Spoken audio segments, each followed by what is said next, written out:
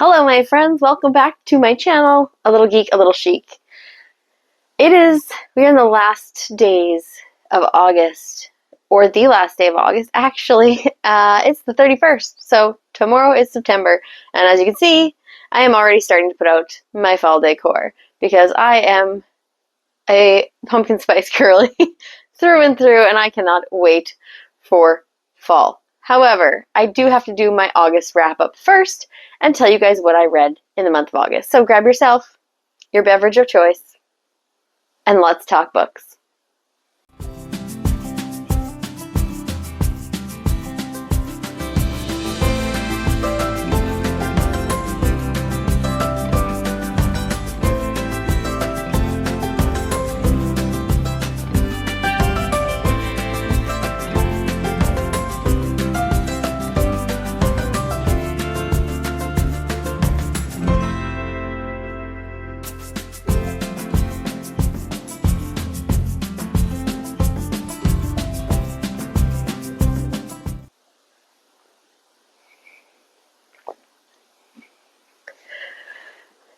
In the month of August, you guys, I read quite a few books. At least 5. And I started another one. Didn't finish it, but I started another one. But I read 5 for sure.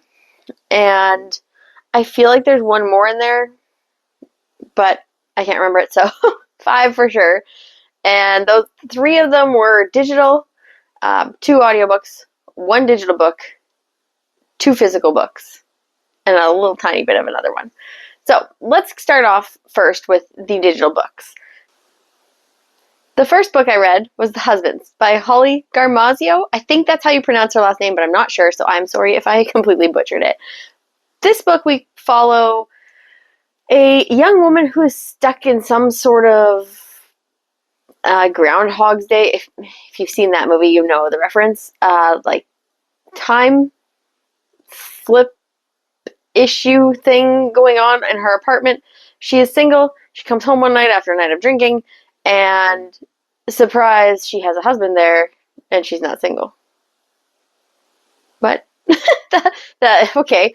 Then she is completely floored, and he goes up in the attic to get something after like a day or whatever it is, and her husband comes back down out of the attic, but it's a different husband. So this is continuing throughout the entire book. She does meet up with someone later on in the book that she connects with, which is no surprise there, and it's a lot of self-discovery and understanding and character development. The book was good. I did enjoy my time reading it. It got a little bit excessive. Some of the husbands weren't developed enough as characters for me to really enjoy them. So I found that lagged a little bit in what I was looking for. So pardon my voice. So at the end of the day, it wasn't my favorite book. Did I enjoy it? Yes. Was it a good read and light? It was. So I would give this book a 3-star rating. The second book I read this month was The Reappearance of Rachel Price by Holly Jackson.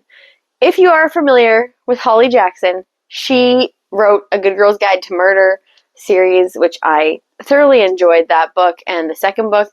I haven't read the third book yet, but I decided to pick this one up because I actually got a copy of it from the library, which is a shocker that I got it so quickly. And it follows a family who's the mother and wife of these 2 individuals, the main individuals, went missing like 15 years prior, and 15 or 16 years prior. And she was presumed dead, obviously. No traces. No one found her, etc. Fast forward the 15 years, Netflix-esque streaming service people, well, this guy is doing a documentary on the family and the disappearance of Miss Rachel Price to sell it to some big streamers, aka the Flicks, or N, they call it in this book. And Rachel comes back. But her story isn't quite adding up for the main character, and she seems to be the only one that doesn't want to really believe what happened. And it continues from there. So it's kind of like everybody believes the Rachel Price character, and our character, Belle, as she likes to be called, I believe. I think her name's Annabelle. Something. Maybe it's Annabelle. I'm pretty sure that's what it is. I might have it wrong. But she doesn't quite, it doesn't add up. Something's not adding up. So she's going through trying to figure out herself with the help of one of the production assistants from the documentary as his assistants to find out what happened to said mother while she was gone. It is a good book. I did enjoy it. It was a quick read. It's a YA, so they read really like smoothly. History is great. I didn't feel connected to the main character, which is sad because I really wanted to be. But she kind of just was a little bit obnoxious for me, to say the least. I just couldn't get behind the main character. The story was okay. I also thought some parts of the stories were a little bit of a stretch, and they dragged a little bit. But outside of that, I did enjoy my reading time of this book, and I gave this one also a 3 out of 5. The third book that I read was Nora Goes Off Script by Annabelle Monaghan? I'm never sure how to pronounce her last name.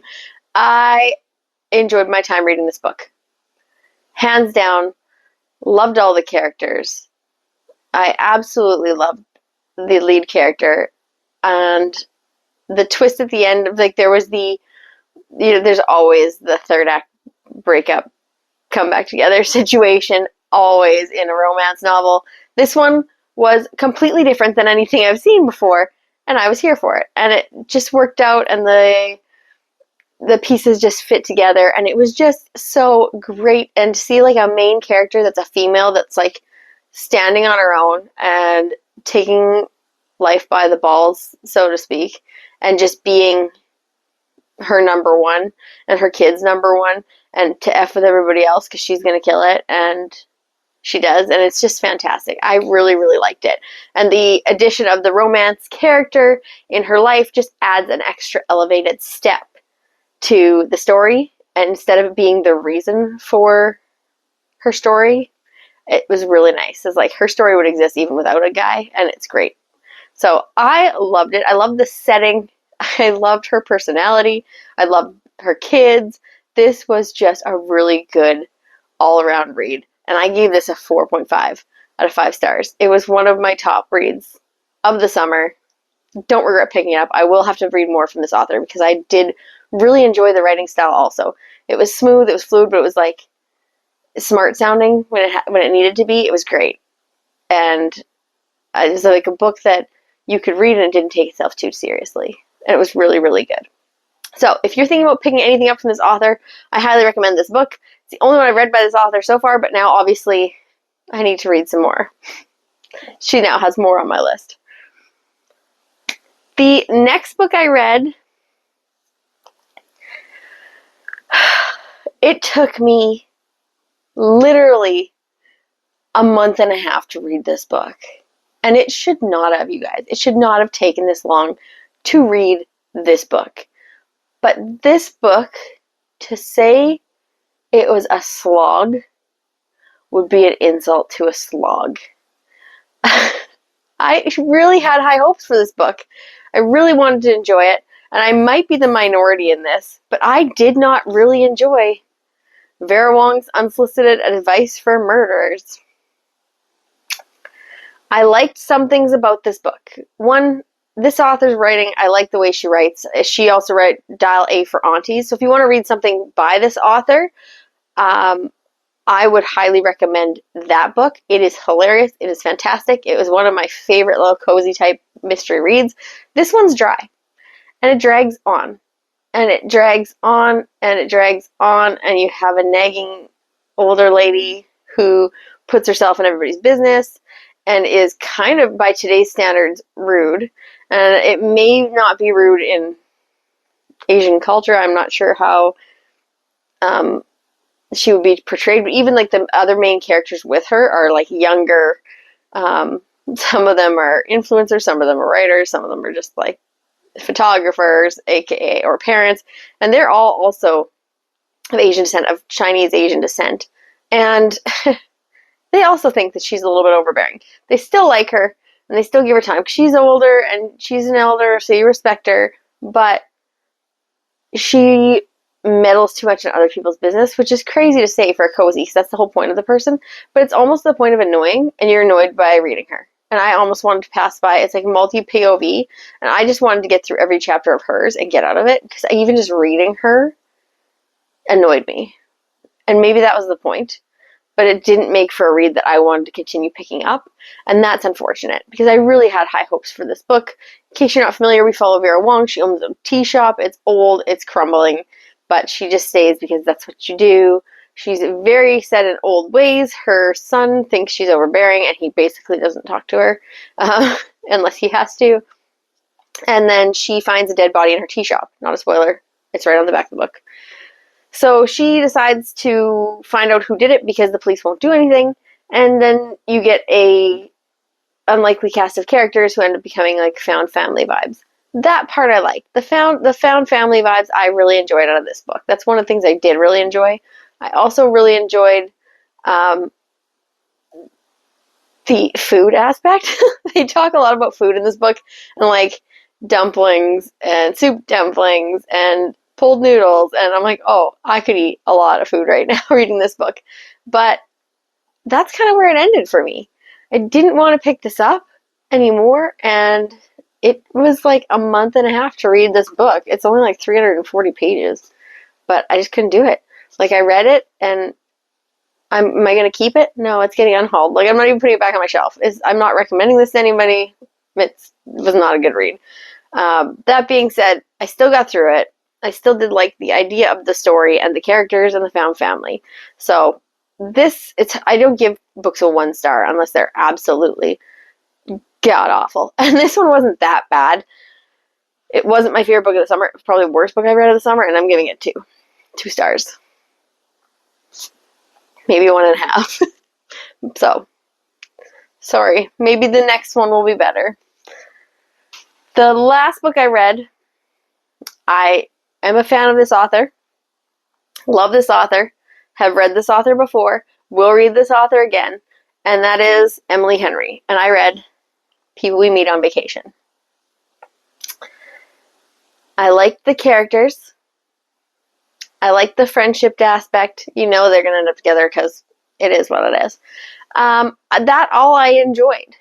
What I didn't enjoy was how long it dragged on for us to get to the point. Like, it was a lot of back and forth. He, she, will they, won't they, but you know in the end that they will. But then there's also an issue. So, like, the two of them used to travel together all the time in the summers on the cheap, and she, the main character, would vlog it all, and Poppy, and they would vlog it all and put it on their vlog, and her best friend Alex would go with her, and they would do it on the cheap, and that was the whole stick.